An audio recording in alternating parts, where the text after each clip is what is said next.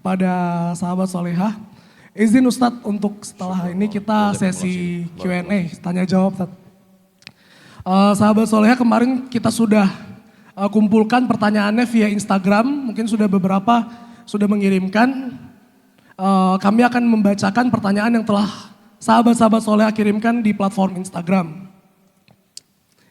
Izin membacakan pertanyaan pertama Ustadz. Assalamualaikum Ustadz. Waalaikumsalam. Saya agak tidak nyaman karena mertua sering ikut campur dan mengatur keuangan suami saya. Saya jadi punya perasaan kesal. Apakah perasaan itu berdosa dan sebaiknya harus bagaimana saya Ustadz? Saya kasih tahu sama istri saya, Ustazah Fatimah. Kita punya anak laki-laki. Dan nanti kita punya menantu. Kita tinggal di rumah ini aja, rumah kami sekarang dekat masjid. Nanti Sami kalau nikah, Sadim kalau nikah, biar dia tinggal di rumah dia. Jangan dia di rumah kita, repot kita ngurus pempes cucu kita. Nanti kalau mereka udah nikah, kita honeymoon lagi. Biarlah dia pandai menata rumah tangga dia. Biarkan dia bahagia, gak usah kita intervensi. Kalau panjang umurku, ini kita lakukan. Kalau aku mati, pegang ini sebagai nasihat. Saya nasihati istri saya supaya tidak mengintervensi menantu dan anak. Dan kalau bisa, biarlah anak kita ngekos, biarlah dia bersusah-susah ibu. Yang penting dia bisa mandiri. Karena kalau tidak, nanti dia akan terus ketergantungan. Dia tidak pernah menjadi dewasa. Memang di depan ibu, anak itu tidak pernah besar. Saya pernah tanya almarhumah emak saya. Aku ini macam mana mak? Aku menengok kau macam anak kecil yang baru pandai berjalan. Sekarang setelah saya punya anak baru saya paham. Ternyata anak itu sebesar apapun kita melihat dia kecil. Nah, maka anak itu memang mesti pisah dengan kita. Menyedihkan memang. Berawal dari pisah menyusukan, dipisah, menangis dia, dibuat pahit segala macam. Itu sebenarnya mengajarkan kita untuk pandai berpisah. Saya tinggal di Medan, Sumatera Utara. Orang tua saya di Riau. Dari Riau ke Sumatera Utara 12 jam naik mobil. Pisah. Saya anak pertama, adik saya anak kedua, kami cuma berdua laki-laki. Habis itu dulu saya sempat menduga ini jangan-jangan aku ini anak angkat ini. Kenapa ibu saya tega sekali? Ternyata dia mau saya mandiri. Ke Mesir 98, pulang 2002, 4 tahun nggak ketemu. Sampai saya tanya dia, mak nggak rindu sama aku waktu di Mesir? Rindu kata dia. Terus gimana mak bisa 4 tahun? Setiap aku rindu, ku cari anak tetangga yang hitam macam kau. Ku undang ke rumah, ku masakkan nasi, ku masakkan ikan, ku belikan baju, ku kasih duit, ku sapu kepalanya untuk mengobati rinduku ke kau. Supaya kau bisa mandiri.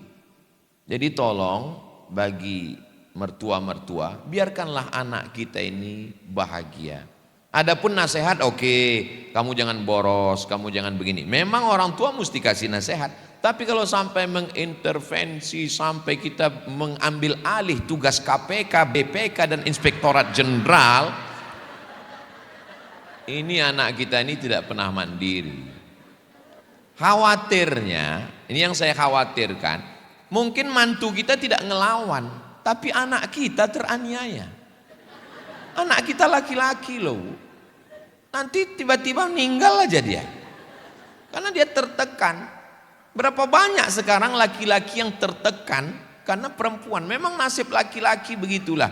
Waktu kecil ditekan ibu, sudah agak besar ditekan guru, menikah ditekan mertua, pulang ke rumah ditekan istri. Saya mengusulkan ke pemerintah supaya dibuatkan komisi perlindungan laki-laki. Saya sebetulnya sedang menyuarakan laki-laki yang teraniaya ini. Nah itu jadi ini kita sebagai mertua tolong. Nah, ini saya sampaikan, walaupun saya ngomongnya di sini, tapi ini kan video ini nanti bisa dipotong, di-share, masukkan kepada grup-grup mertua resek. Enggak apa-apa mereka marah sama saya, enggak apa-apa. Saya sudah terlatih oleh buzzer-buzzer.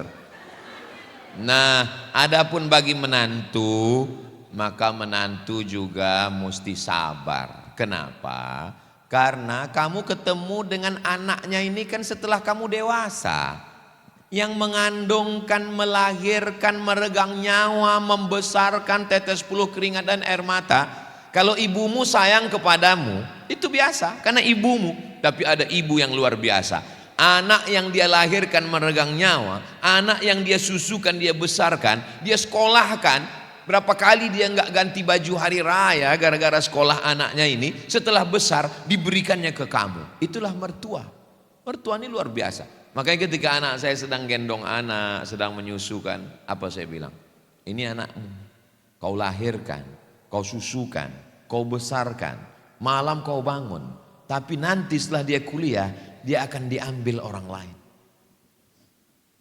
Itu memang sudah resiko kita.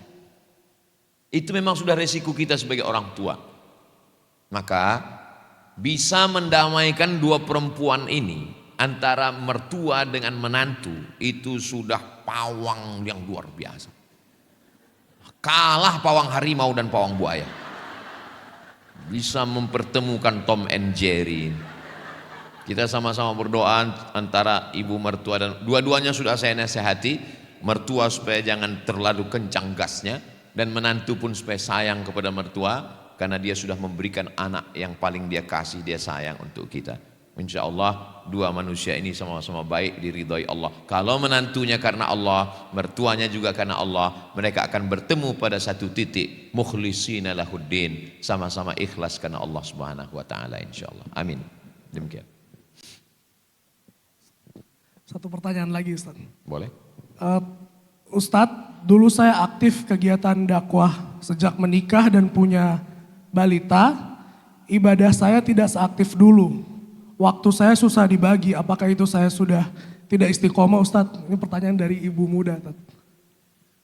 Ada orang ketika belum menikah, dia rajin ngaji, dia rajin puasa sunat, dia koordinator komunitas dakwah, ikut ngaji dengan Habib Salim, ikut ngaji dengan Ustadz Fulan. Tapi kemudian setelah menikah ya nggak bisa begitu lagi. Apakah dia tidak berdakwah? Apakah dia nggak dapat pahala? Sebenarnya porsi untuk dakwahnya berkurang, tapi pahalanya bisa jadi bertambah. Husnu taba'ulil mar'ati li zaujiha. Seorang suami, seorang istri yang menjaga rumah tangganya, dia juga dapat pahala jihad. Jadi jangan merasa tidak beramal. Lalu kemudian hamil. Tentu saja badannya lemah, hormon di tubuhnya berubah, geraknya tidak segesit dulu. Apakah pahalanya berkurang? Tidak. Porsi pahalanya yang justru mindah. Dakwahnya tinggal 30, hamil itu juga ibadah. Makanya kalau ada orang yang diejek teman, kok tiap tahun hamil, bentar-bentar hamil, ibadah. Hamil itu ibadah. Malah hamil itu ibadah yang amal jariah, tidak putus dengan kematian. Anak itu kan amal jariah. Lalu kemudian melahirkan. Melahirkan itu jihad syahid. Orang mati melahirkan, mati syahid. Menyusukan anak, membesarkan anak. Tapi tidak berdakwah sama sekali, porsinya saja dikurangi. Teman-teman, selama ini kan kalau ngaji saya datang. Sekarang anak saya kecil, jadi saya belum bisa datang. Tapi saya tetap ikut kok, saya datang. Namanya pengajian alam goib. Saya ikut streaming, saya ikut yang online. Nanti setelah anak besar, jangan tinggalkan ngaji dakwah sama sekali. Ini banyak orang yang menunda-nunda. Nanti kayaknya kalau anak ini udah besar, kayaknya bisa ngaji. Anak makin besar makin nggak bisa ngaji. Nanti kalau anak ini kayaknya udah kuliah, saya baru ngaji. Ternyata anak setelah kuliah makin sibuk. Nantilah kalau anak ini kayaknya udah nikah, kita ngaji. Anak nikah, dia titipkan pula anak dia ke kita. Sempat-sempatkan, jangan menunggu kesempatan.